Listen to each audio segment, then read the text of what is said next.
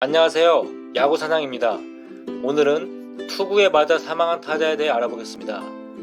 1920년 8월 16일 뉴욕 양키스의 홈구장인 폴로그라운드에서는 클리브랜드 인디언스와 뉴욕 양키스의 경기가 펼쳐지고 있었습니다. 당시 두 팀이 치열한 선두 경쟁을 벌이고 있다 보니 경기장은 많은 관중들로 북적거리며 분위기가 뜨겁게 달아올랐는데요.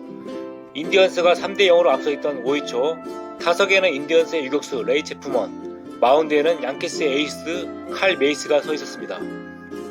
참고로 체프먼은 번트에 능했던 선수로 그가 1917년에 기록한 67개의 희생타는 여전히 단일 시즌 최다 기록으로 남아있는데요. 체프먼은 이처럼 탁월한 번트 기술은 물론이고 단일 시즌 52개의 도루를 할 만큼의 빠른 발까지 보유하는 등 야구 실력이 뛰어났고 게다가 밝은 성격까지 지녀 인디언스 팬들에게 가장 인기 있는 선수였습니다.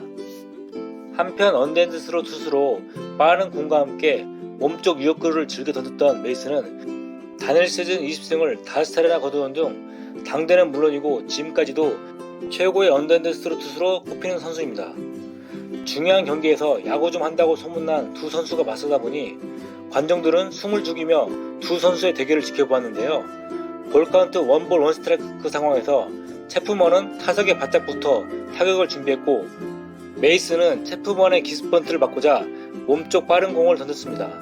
그 순간 탁 하는 둔탁한 소리가 났고 메이스는 자신의 앞으로 굴러온 공을 잡아 1루에 송구했는데요. 메이스는 이 공이 체프먼의 배트 끝부분을 맞고 굴러온 줄 알았기 때문이었죠. 하지만 안타깝게도 이는 배트가 아닌 체프먼의 왼쪽 관자놀이에 맞고 굴러온 공이었습니다. 왼쪽 눈동자가 튀어나올 만큼 큰 고통과 함께 정신이 혼미해진 체프먼은 1루를 향해 두어 걸음 걸어가더니 그대로 쓰러졌습니다. 동료들은 체프먼의 입, 코, 귀에서 흘러나오는 피를 보며 크게 놀랐고 주심은 의료진을 급히 불렀는데요. 의료진의 응급처치로 의식을 되찾은 체프먼은 힘겹게 일어나 혼자 힘으로 몇 걸음 걸어갔으나 얼마 후 다시 쓰러졌고 결국 동료들의 부축 속에 경기장을 빠져나와 병원으로 긴급히 후송됐습니다. 그리고 사건이 벌어진 지 약 12시간 후인 다음날 오전 4시 30분경 체프먼은 29살의 젊은 나이로 세상을 떠났습니다. 사망 원인은 두개골 골절. 메이저리그 역사상 처음으로 투구에 맞아 사망한 희생자가 발생한 것인데요. 어수선한 분위기로 다음 경기는 하루 연기되었고 다음 경기에 인디언스 선수들은 체프먼을 기리기 위해 팔에 검은 밴드를 차고 경기에 나섰습니다. 인디언스 선수들은 월드시리즈 우승이 꿈이었던 체프먼의 꿈을 대신 이루어주고자 남은 경기에 온 힘을 다했고 그 결과 정규 시즌은 물론이고 월드시리즈 우승까지 차지하게 됩니다. 빠른 발과 뛰어난 야구 센스 그리고 메이저리그 역사상 가장 뛰어나다고 평가받는 번트 능력까지 갖췄던 체프먼에 대해 야구 통계의 대부인 빌 제임스는 체프먼이 계속 선수 생활을 했다면 명예의 전당에 입성했을 것이라고 평가했는데요. 체프먼의 죽음이 더 안타깝게 느껴지는 것은 그가 1920 시즌을 앞두고 KT와 결혼했고 사고 당시 KT의 뱃속에 사랑스러운 딸이 자라고 있었기 때문입니다. 비극은 여기서 끝이 아니었습니다. KT는 체프먼이 세상을 뜬 후 재혼했으나 1928년에 체프먼의 사망에 따른 우울증으로 결국 스스로 목숨을 끊었고 새 아버지의 손에 자라던 딸 역시 이듬해 홍역으로 세상을 떠나 많은 이들을 안타깝게 했습니다. 체프먼의 죽음은 슬픔으로 그치지 않고 야구 규정에 변화를 끼쳤는데요.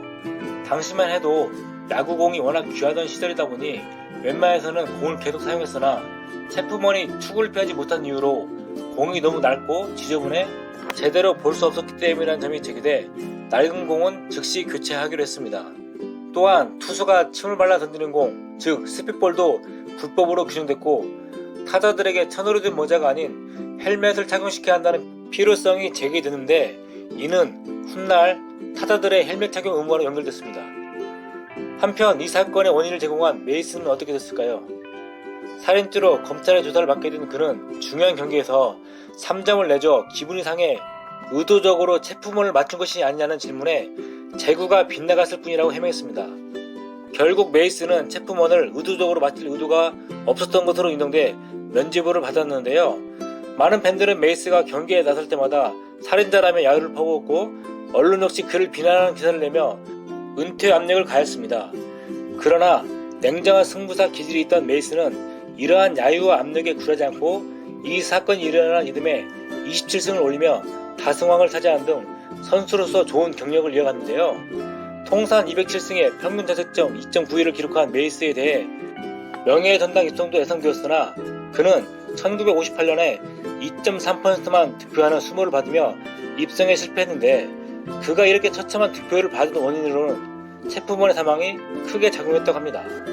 이 사건의 고의 여부를 유일하게 알고 있을 메이스가 1971년에 79살의 나이로 세상을 떠나며 이 사건의 고의 여부는 영원히 알 수 없게 됐지만, 메이저리그 역사상 유일하게 투구에 맞아 사망한 이 사건은 여전히 많은 이들에게 회자되고 있고 앞으로 회자될 것입니다.